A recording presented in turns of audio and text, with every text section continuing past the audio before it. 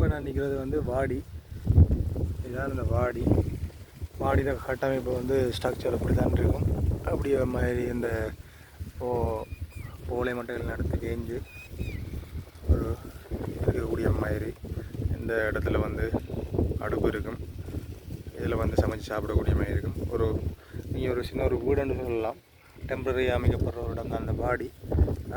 அப்படி இருந்துட்டு இந்த வயலப்பாக்குள்ளே இருக்கிற சுகம் இருக்கு, இது எங்கே போனாலும் கிடைக்காது. எந்த கண்ட்ரி போனாலும் இந்த உணர்வு வந்து வராதுன்னு நான் நினைக்கிறேன். நீங்கள் என்ன நினைக்கிறீங்கன்னு சொல்லி கமெண்ட் பண்ணுங்கள். ஏன்னா அவ்வளோ ஒரு அமைதியாக இருக்குது. காதை பாருங்கள் அப்படி அடிக்கன்னு சொல்லி சூப்பராக இருக்குது. என்னதான் நம்ம நிறைய காசு, நிறைய சொத்து, நிறைய பணங்கள் சம்பாதிச்சாலும், நிறைய இடங்களுக்கு போனாலும், இந்த மாதிரி இடங்களில் கிடைக்கிற அந்த நிம்மதியான வாழ்க்கை வந்து எங்கேயும் கிடைக்காது.